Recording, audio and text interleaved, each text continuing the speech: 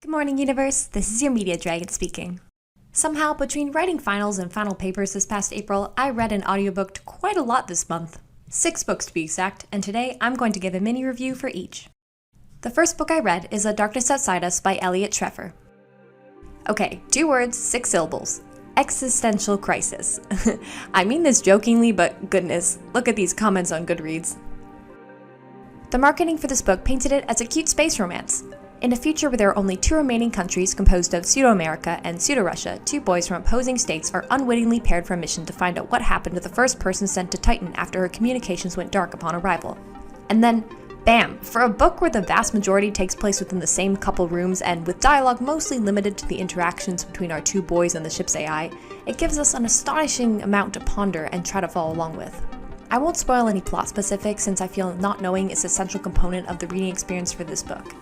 The 2 boys on the mission, Ambrose, a popular playboyish prodigy, and Kodiak, the perfect soldier with a cold disposition, come to tolerate each other, and then learn about their different cultures and personalities. And then come to understand, and maybe even grow into more than comrades on a mission, into more than friends who survive dire circumstances, or maybe even more than lovers braving the dark of space together. This is a science fiction adventure that centers on interpersonal drama to highlight larger worldly and universally applicable issues from ideological differences, speculative fiction with a strong dystopian outlook, and honestly, not to be corny, but I think this has to be one of my favorite attempts to tackle that what is the meaning of life question in fictional media. It's written with a strong mystery flavor, as the mission might be more than what our boys were informed about. And finally, I'm an arts major at university, but I think the science fiction portion to me seemed fairly well thought out. The language was digestible and follows rules like time and stuck to the limits of the technologies established without giving way to fantasy or plot convenience. Overall, this is the kind of book that keeps you up at night with existential dread while still providing an enticing YA-paced plot with memorable characters that burrow themselves deep in your heart. Next, I read Dark Rise by C.S. Packet. I saw the cover in Indigo Chapters and was like, yep, that looks like dark YA fantasy to me, and I need it. During what I'm fairly certain is a grey and dark period of London's industrializing era, it follows the story of Will, who is on the run from the group who killed his mother and unwittingly becomes entangled with the power struggle between the few remaining individuals connected to the fading magical world. It's a story about the good, white-robed, sword-wielding stewards versus the twisted followers of the Dark King who is trying to rise again. And I'ma be honest here, the first half of this book was so self-aware about the simplicity of its redundantness of good versus evil that it was not successful in proposing any new ideas to the concept except telling you it's not adding anything new to the age-old concept. And then, about 2/3 of the way through the book, Packett's take on the truth serum plot object makes its appearance as a spear that must be impaled into the subject to work. And this is when my attention sparked. The good guys have this deliberation over the morality of the spear, its violence to prevent violence embodied. And the morals of every character become as grey as the bleak English landscape around them. It got so much more interesting, like, I thought I knew what twists were coming. I did not. The plot armor is thin as the line between good and evil by the end of this book. Though I was a little underwhelmed by the setting, there's one really cool citadel castle, but most of the scenes take place in rather domestic and mundane locations like houses. But for me, what really pushed this book into the realms of good were the characters, namely antagonist James, who is so much more than the Dark King's deadly lapdog, and Devon, whose motivations make him unreadable as good or bad. However, there are some issues I have with the pacing and the slightly bland prospective characters' development, namely Will and Violet.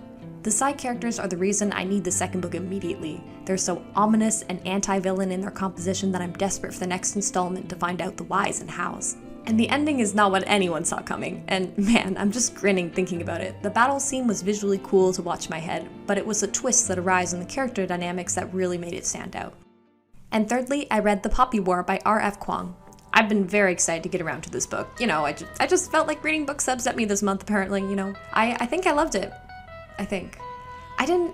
I didn't enjoy this book per se, but I profoundly appreciate it. It reimagines some of the events during the mid-20th century in China, with the twist involving a degree of shamanic power available to certain individuals capable of utilizing narcotics in that way. It's not romantic, or even fun. It's extremely violent and doesn't pull its punches on presenting mental health and abuse issues which are not resolved in a fairy tale style, but are instead inevitable and integral components of the reality of such dire and war-torn situations. Rin is an orphan girl from the south determined to make it into a military academy and better her situation. She slowly gains power and autonomy of her own through sacrifice of her own body, mind, and soul. The imminent war breaking out around her means that her and her classmates have to enter a world of death, torture, and genocide before they ever have a chance to fully grow up. But I also think the main point is grander.